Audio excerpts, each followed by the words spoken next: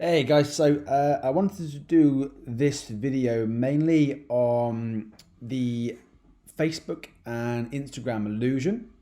Now, I've called it the Facebook and Instagram illusion because that is how I perceive it to be.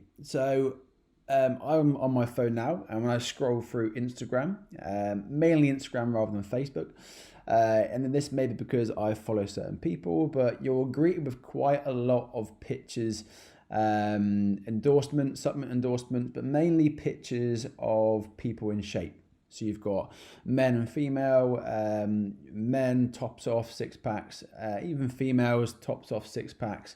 And this is perceived to the general public and to most not in the fitness industry and in the fitness industry as the ultimate shape. People want to be in the shape, they want to have the six pack, they want to have the all year round ripped look. But people don't actually know what you have to do to get in that shape and what you actually have to give up to get in that shape. And this is where I think people get that illusion that unless you have that ripped body, unless you have that 15 or lower body fat, you're not in good shape. And this is where the illusion of Instagram comes in. So before Instagram and Facebook, you were probably the best shaped person in your gym. You had the best body, which was just a flat stomach. You had the best arms, which was just a decent set of biceps and triceps. Now when you go on social media, you're greeted with so many people, most with awesome genetics. They have got the genetics and it's their job. For most people, getting in shape, that's their job. They are paid to do that. Certain companies are paying them to do this. Certain jobs, if they're a trainer, they're getting paid to do it. And people are hiring coaches and hiring trainers based on their appearance. They're not hiring them based on their knowledge, which is a sad state of affairs in the fitness industry. So my biggest bugbear is people endorsing supplements just to earn a few quid. And when you do scroll through Facebook, Instagram, there are so many people endorsing supplements that are very harmful to certain people. And I've had conversations with clients and mainly friends who have brought into these supplements. It's quite equal now. Males and females are both buying into these supplements that they're seeing influencers now endorsing.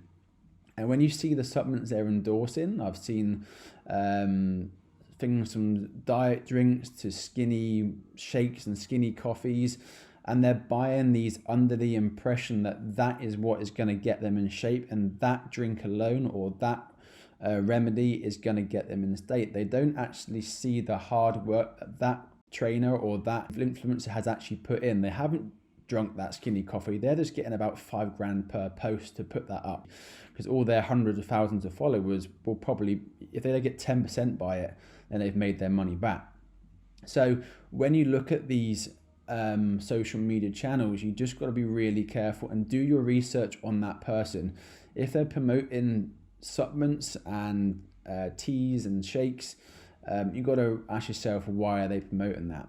And when you look at I won't go too much into this now, this is probably for a podcast, but when you look at the fitness industry and the bodybuilding and competitive industry, you don't actually see behind the scenes what they have to give up. They have to give up 95% of their life to get that 5% goal. So you become a bit of a recluse, and most people in an everyday job, if you're an office worker, you have to really go some to get in that shape. You have to give up so much of your everyday life to get down to that 5%, that the 5% of people are actually in that shape.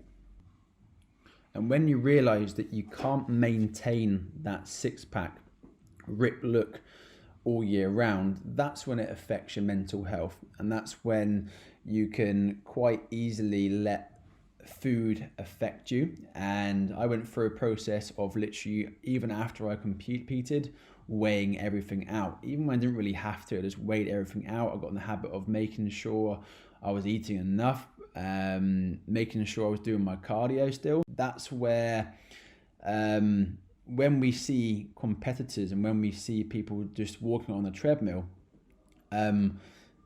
they walk on that treadmill because their calories are so low. And when you take your calories down to say to a very low state, and most competitors will take their calories 2-3 weeks before their show down to a silly low rate, they can't take their calories down anymore, but because they become malnourished. So that's when the walking on the treadmill and the cardio comes in, because that's how they can create a bigger deficit.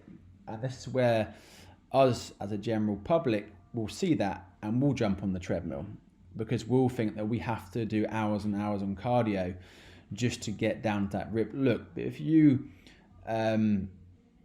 diet properly and have a sensible deficit without taking calories down too low, you can get down to an awesome shape just by training with weights and getting your nutrition on point. So I will go into more detail in a podcast about the after effects of competing. Is anyone who wants to know about what it takes to actually step on the stage and the after effects and the negativity that comes around it. But I hope that helps you guys. And my biggest takeaway point from this is just do your research before you buy any supplementation, and do your research on any coach you are thinking on using, and do not hire a coach just based on their appearance.